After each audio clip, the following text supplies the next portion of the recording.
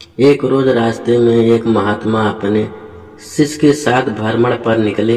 गुरुजी को ज्यादा इधर उधर की बातें करना पसंद नहीं था।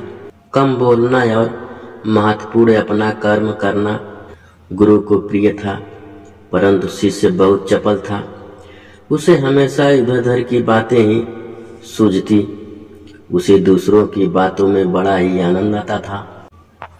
चलते हुए जब वो तालाब से होकर गुजर रहे थे तो उन्होंने देखा कि एक मछुआरा नदी में जाल डाले हुए है। शिष्य यह सब देखा और खड़ा हो गया और मछुआरे को अहिंसा परमो धर्म का उपदेश देने लगा।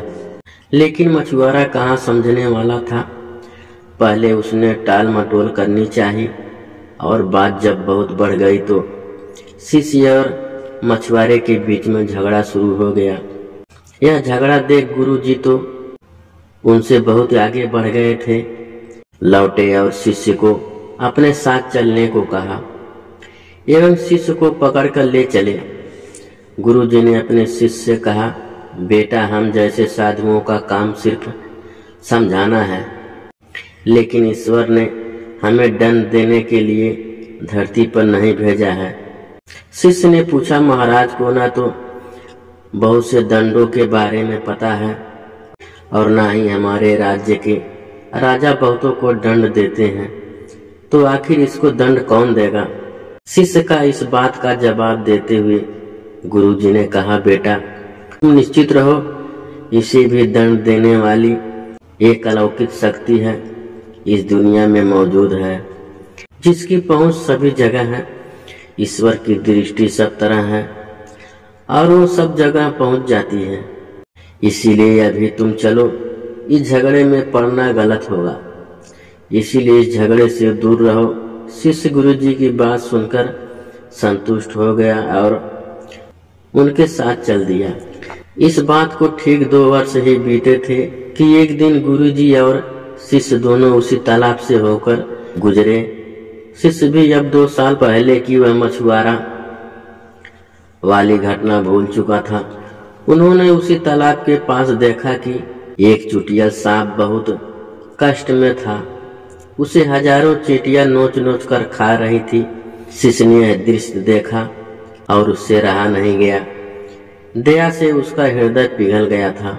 वह सर्प को चींटियों से बचाने के लिए जाने ही वाला था कि गुरुजी ने उसका हाथ पकड़ लिया और उसे जाने से मना करते हुए कहा, बेटा, इसे अपने कर्मों का फल भोगने दो। यदि अभी तुमने इसे रोकना चाहा तो इस बेचारे को फिर से दूसरे जन्म में दुख भोगने होंगे, क्योंकि कर्म का फल अवश्य ही भोगना पड़ता है। शिष्य ने गुरुजी से पूछा, गुरुजी, इसने कौन सा कर्म किया है जो इस दुर्दशा में यह फंसा है। गुरु महाराज बोले, यह वही मछुआरा है जिसे तुम पिछले वर्ष इसी स्थान पर मछली न मारने का उपदेश दे रहे थे और वह तुम्हारे साथ लड़ने के लिए आग बबूला हो जा रहा था। वे मछलियां ही चींटी हैं जो इसे नोच नोच कर खा रही हैं। यह सुनते ही बड़े आश्चर्य से शिष्य ने कहा, गुरुजी, यह तो बड़ा ही विचित्र न्याय है। गुरुजी ने कहा, बेटा, इसी लोक में स्वर्ग नरक के सारे दृश्य मौजूद हैं।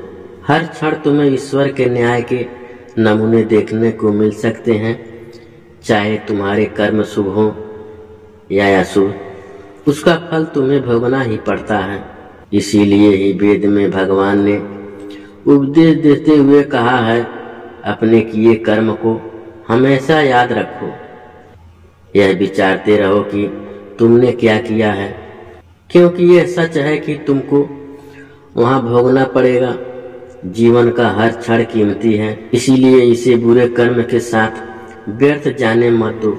अपने खाते में हमेशा अच्छे कर्मों की बढ़ोतरी करो, क्योंकि तुम्हारे अच्छे कर्मों का परिणाम बहुत दुखद रूप से मिलेगा।